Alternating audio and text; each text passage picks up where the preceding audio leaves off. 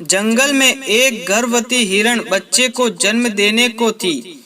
वो एकांत जगह की तलाश में घूम रही थी कि उसे नदी किनारे ऊंची और घनी घास दिखी। उसे वो उपयुक्त स्थान लगा शिशु को जन्म देने के लिए। वहां पहुंचते ही उसे प्रसव पीड़ा शुरू हो गई। उसी समय आसमान में घनघोर बादल वर्षा को आतुर हो उठे और बिजली कड़कने लगी।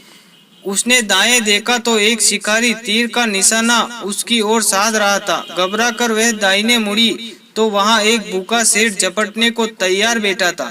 सामने सूखी घास आग पकड़ चुकी थी और पीछे मुड़ी तो नदी में जल बहुत था। मादा हिरण क्या करती? वह प्रसव पीड़ा से व्याकुल थी। अब क्या होगा? क्या हिरण जीवित बचेगी? क्या वो अपने बच्चे को जन्म दे पाएगी? क्या शावक जीवित रहेगा? क्या जंगल की आग सब कुछ जला देगी? क्या मादा हिरण शिकारी के तीर से बच पाएगी? क्या मादा हिरण भूखे शेर का भोजन बनेगी? वो एक तरफ आग से गिरी है और पीछे नदी है। क्या करेगी वो? सुनिए इस कहानी को अंत तक। हिरण अपने आप को शून्य में छोड़ अपने बच्चे को जन्म देने में लग गई।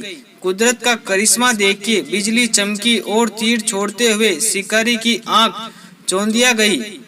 उसका तीर हिरण के पास से गुजरते हुए शेर की आंख में जा लगा। शेर दौड़ते हुए इधर उधर भागने लगा और शिकारी शेर को घायल जानकर भाग गया। घनघोर बारिश शुरू हो गई और जंगल की आग बुझ गई। हिरण ने शावक को जन्म दिया। हमारे जीवन में कभी कभी कुछ क्षण ऐसे आते हैं जब हम चारों ओर से समस्याओं से घिरे होते हैं और कोई निर्णय नहीं ले पाते। तब सब कुछ नियति के हाथों सौंपकर अपना कर्तव्य व उत्तरदायित्व पर प्राथमिकता से ध्यान केंद्रित करना चाहिए।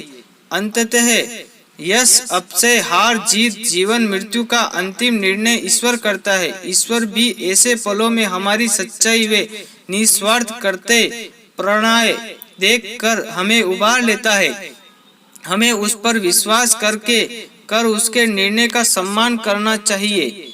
जाको राके साइयां मार सके ना कोई। इसका अर्थ ये है कि जिसके साथ ईश्वर होता है उसका कोई कुछ नहीं बिगाड़ सकता। संपूर्ण सृष्टि ईश्वर निर्मित है। उन्होंने ही संपूर्ण ब्रह्मांड का निर्माण किया है। जीवन, ग्रह, पृथ्वी, समुद्र, पर्वत, नदियां, विभिन्न प्राणी, मनुष्य आदि सभी उन्हीं की रचना है।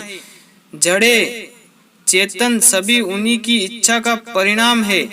अंततः उनकी इच्छा के बगैर कोई भी हमारा बाल भी बांका नहीं कर सकता। दोस्तों, कहानी अच्छी लगी हो तो कमेंट करके जरूर बताएं और कहानी को शेयर करना ना भूलें। धन्यवाद।